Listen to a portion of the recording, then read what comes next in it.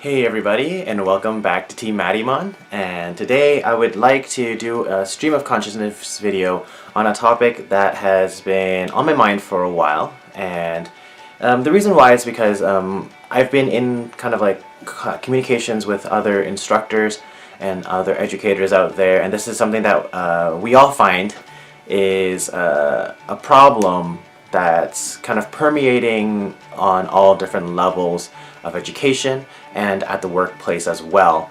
So today I would like to talk about this thing called excuses, and this is just things that are kind of on top of my head, and this is not geared towards anybody. And I hope that if you are offended, that I didn't mean to offend you.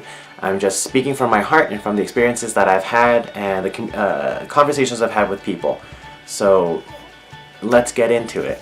So I think that in this current society we have this problem with people self-diagnosing, or professionals diagnosing, or just suggesting that people might have symptoms of certain things.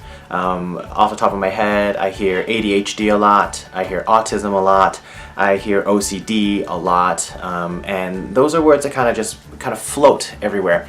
And I'm not belittling those things. I'm not saying that those things don't exist. I'm just saying that I haven't been very enthused with the reactions to some of these things. I find that a lot of people tend to make up excuses.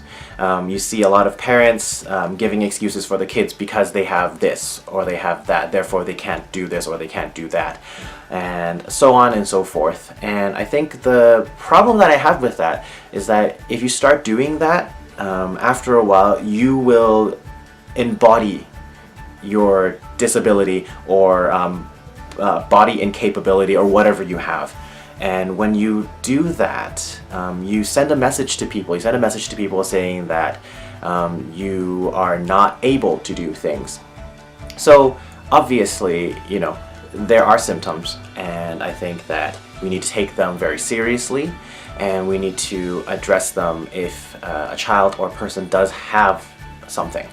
But I think when you take that and create a crux for yourself, you're doing yourself an disservice, sorry, because you are now selling yourself short. You're selling yourself short on what you can do and the things that you can achieve, simply because you've decided that, you know, I can't do that. I cannot do that because I have this. I cannot do that because I have that. And I think that's bullshit. Honestly, I think that anyone can achieve the maximum height of their own goals if they put their mind into it. We see a lot of videos out there where these people who have faced odds far greater than even what we have faced, and they get on top and they do the things. I remember watching this one video with this Asian girl, I guess a woman, and she had one arm, but she power lifted something heavier than what I could with two arms. And I looked at that and I'm just like, I can't complain about what I'm doing. Look at what she's doing. So I think excuses are just dangerous simply because if you embody them, then people one day will start realizing that, and they'll take you for your word. There's only so much patience an educator and a parent or a coworker, a colleague, or an employer will take or have before they realize, oh, so-and-so can't do this, therefore we shouldn't hire them for this. So-and-so can't do this, therefore we shouldn't ask them to do this. And then you see how that comes kind of full circle. You give yourself an excuse, and all of a sudden that excuse becomes manifested as part of you. And then now it defines who you are. And do you really want those things to define who you are? I don't. I don't want my asthma to define who I am. I have asthma, not a bad form of it, but I do have asthma, but I still do cardio, I go running, I swim, because I know that I can strengthen my body so that I won't have asthmatic attacks.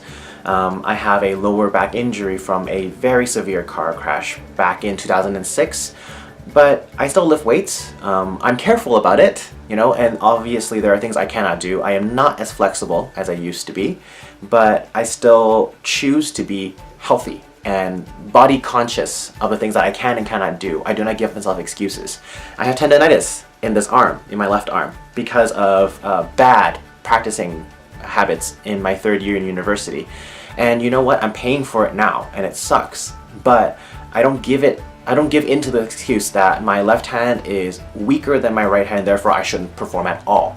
I spend lots and lots of time allowing my left hand to do the things that it can do, and then trying to mask certain things, or using my right hand to accommodate my left hand. I don't give myself excuses because I don't want my tendonitis to define who I am as a performer. I don't want my lower back to define who I can be as a healthy human being. I don't want my asthma to define how long I can run. I think you just need to be careful about those things.